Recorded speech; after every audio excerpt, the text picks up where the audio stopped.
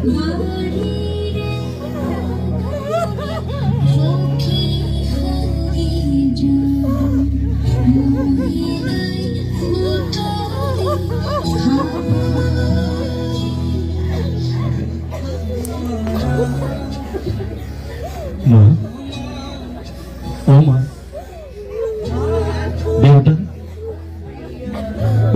বুলি কোৱা আৰু দেউতা বুলি কোৱা শব্দটো যেতিয়া নোহোৱা হৈ যাব,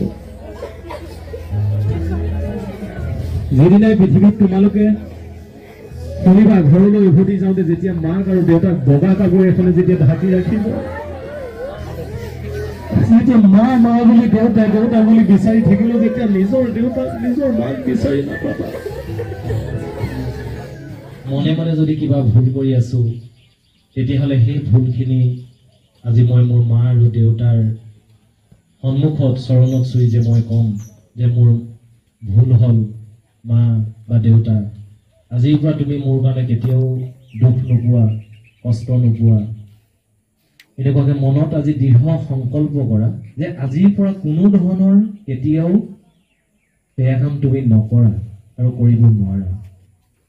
সেয়েহে অনুৰোধ জনাইছোঁ যে আমি সুখী হৈছোঁ যে আমি এনেকুৱা এখিনি অভিভাৱক পাইছোঁ, যিখিনি অভিভাৱক সঁচাকৈ মনৰ পৰা ভাল, তেওঁলোক সঁচাকৈ অন্তৰৰ পৰা ভাল মানুহ এখিনি পাইছোঁ।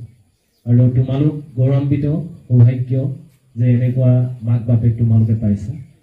এয়া আমাৰ প্ৰত্যেকেই নিজৰ নিজৰ মা দেউতাৰ ওচৰত আহি এবাৰ চৰণত চুবা।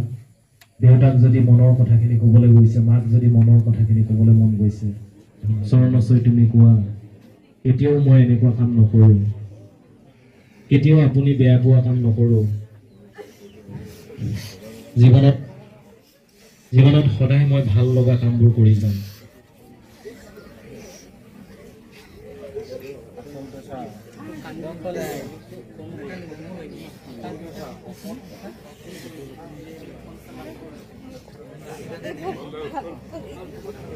আপুনি এনেকুৱা এখন পৃথিৱী গঢ়িব লাগিব, আমাৰ এনেকুৱা এটা পৰিৱেশ উঠক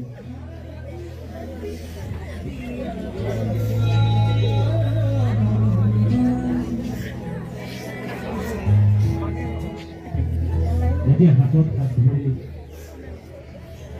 মা দেউতাই আমাক তুলি কালি ডাঙৰ দীঘল কৰিছিল। 10 মাহ 10 দিন গৰ্ভত থৈ যেতিয়া আমাক ডাঙৰ দীঘল কৰিছিল, সেই দিনবোৰ কথা এবাৰ মনত পেলোৱা। আজি এবাৰ দকৈ মনত পেলোৱা যে মই কেতিয়াও এনেকুৱা ভুল কাম নকৰোঁ যি ভুলৰ কাৰণে মা আৰু দেউতাই কষ্ট পাব। দেউতা পৃথিৱীৰ পৰা গুচি গ'ল, এনেকুৱা এটা বাতৰি শুনিবলৈ তোমালোকে জানো বিচাৰিবা? আজি মনৰ পৰা কোৱা, মই কেতিয়াও দুখ লগাকৈ কথাবোৰ নকওঁ, মই কেতিয়াও বেয়াকৈ নকওঁ। মই ভাল হ'ম মা, মই ভাল হ'ম দেউতা, মই ভালদৰে পঢ়িম, মোৰ কাৰণে কেতিয়াও দুখ পাব নালাগে। এবাৰ জোৰকে সাৱটি ল'ব মন গৈছে মাক দেউতাক, তুমি জোৰকে সাৱটি লোৱা। আজি মই তোমাৰ বেয়া লগাবোৰ নোহোৱা হৈ যাব, দুখবোৰ নোহোৱা হৈ যাব। আমি সকলোৱে ভাল হ'ম, মাক কোৱা দেউতাক কোৱা মই ভাল হ'ম, মই ভালদৰে পঢ়িম, ভালদৰে ৰিজাল্ট কৰিম।